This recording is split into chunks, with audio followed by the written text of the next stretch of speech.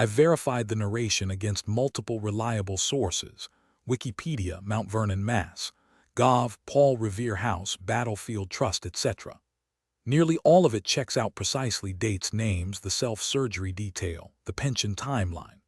I found two issues to fix. Her brother Robert Shurtliff died as a child, age 8, and before she was born rather than in infancy, and Uxbridge is only about 30–40 miles from her hometown, not hundreds of miles. Both are corrected below.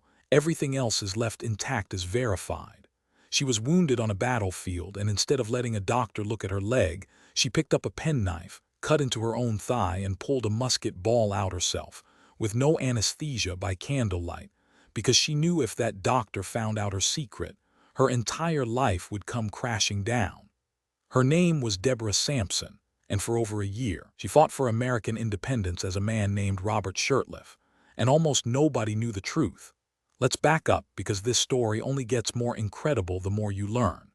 Deborah Sampson was born on December 17, 1760, in Plimpton, Massachusetts, into a poor farming family that fell apart when she was still a child. Her father disappeared, some say lost at sea. Others say he simply abandoned the family, and either way, the effect on that household was the same.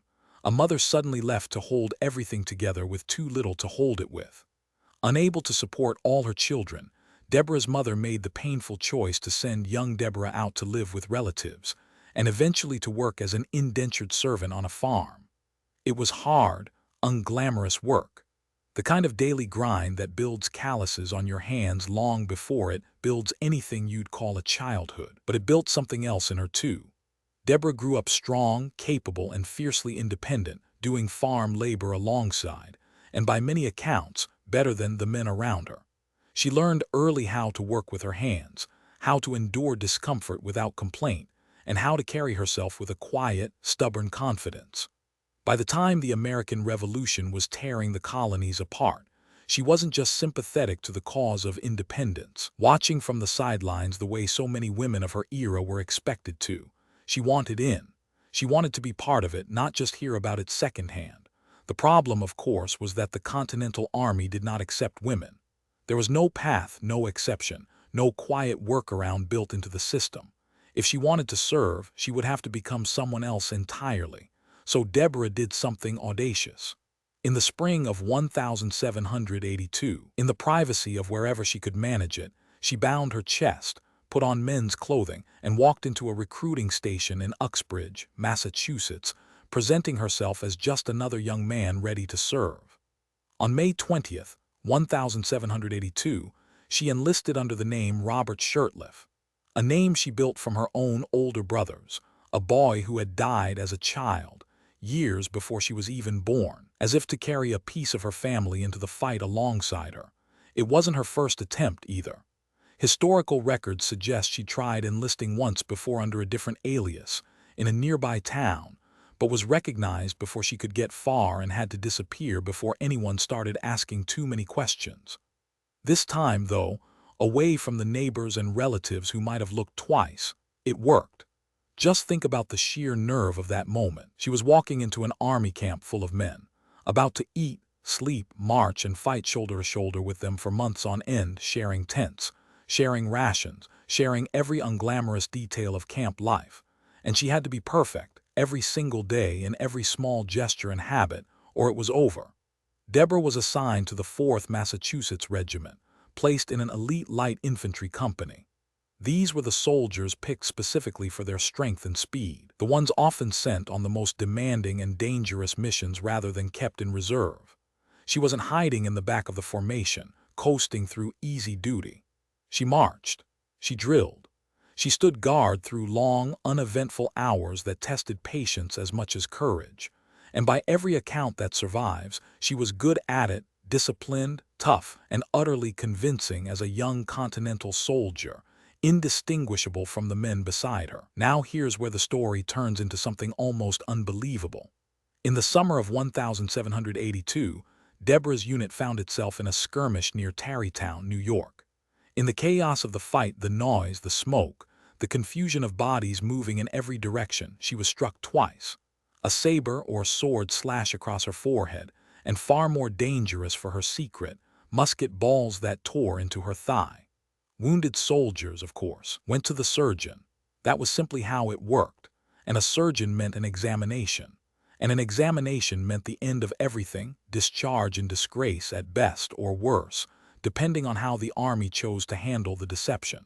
So Deborah made a choice that still stuns historians more than 2 centuries later. She let the doctors tend to the cut on her forehead, since that wound risked nothing but a scar. But when it came to the leg wound, she refused real treatment.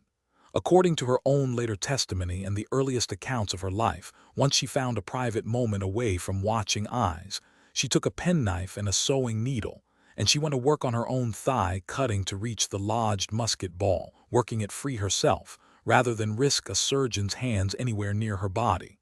No anesthesia, no trained hands, just grit, a blade, and the sheer will to keep her secret and her place in the fight for a new nation intact. Think about that for a second. This isn't a war story about glory or bloodshed.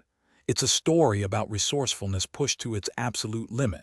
A young woman so determined to serve her country that she was willing to perform surgery on herself, alone in the dark by candlelight, rather than give up her post. And here's the part that makes it even more remarkable.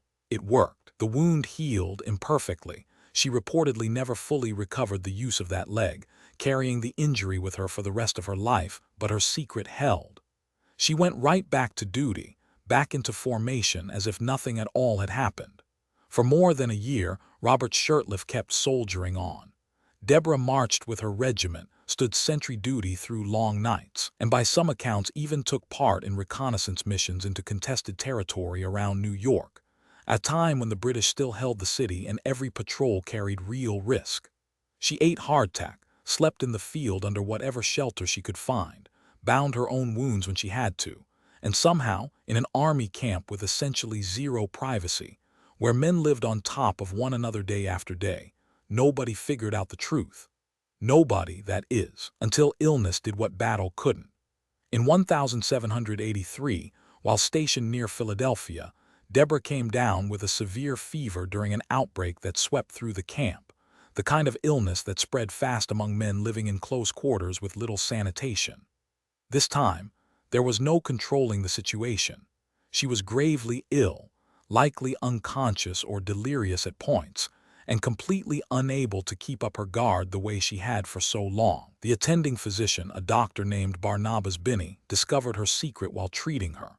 But instead of exposing her publicly and destroying everything she had built, he did something quietly remarkable. He kept it discreet. He had her cared for properly, and the truth made its way up through the chain of command in a way that let her leave the Army with her dignity intact, rather than in shame. On October 25, 1783, Deborah Sampson, soldier Robert Shurtliff, was honorably discharged at West Point, having served roughly 17 months without her fellow soldiers ever knowing who she truly was, marching, drilling, and bleeding beside her without a single one of them suspecting the truth. She went home to Massachusetts, and in 1785 she married a farmer named Benjamin Gannett. They had children together and settled into the kind of quiet domestic life that so often follows extraordinary chapters. By any normal measure, that might have been the quiet end of an extraordinary story, tucked away and half forgotten. But Deborah wasn't finished. In 1802, she did something almost no American woman had ever done before. She went on a public lecture tour, traveling to towns across New England and New York to tell her story in her own words, not through rumor or second-hand retelling, but standing up herself and speaking it plainly. And in some performances, she would put her old uniform back on and demonstrate the manual of arms, the precise choreography of military drill, right there on stage in front of the crowd. Audiences were stunned. This wasn't a rumor or a tall tale anymore. This was a woman standing in front of them, proving, movement by movement, that she had truly been a soldier of the Continental Army. And her country, eventually, agreed to recognize that. In 1792, the Massachusetts legislature awarded her back pay for her military service, a formal acknowledgement of what she had actually done and actually earned. Years later, with support from an unlikely and famous ally, Paul Revere, who had come to know her and was moved by her story. Deborah petitioned the federal government for a military pension. In 1805, Congress granted it, making her one of the very small number of women in American history to receive a pension specifically for military service in the Revolutionary War. Deborah Sampson died on April 29, 1827, in Sharon, Massachusetts, having lived a life that reads more like fiction than fact, except every strange, astonishing turn of it is documented in her own words, in military records, and in the memories of the people who eventually learned who Robert Shurtliff really was. What strikes me most isn't just that she fooled an army for over a year. It's what she was willing to endure to make that happen, digging a musket ball out of her own leg alone, in secret, by candlelight, rather than risk losing the chance to serve the country she believed in. That's not a footnote in American history. That's the kind of grit this whole nation was built on. If stories like this, the quiet, almost forgotten kind of American courage, are the ones you want more of, stick around and subscribe, because there are a lot more hiding in plain sight in our history, just waiting to be told.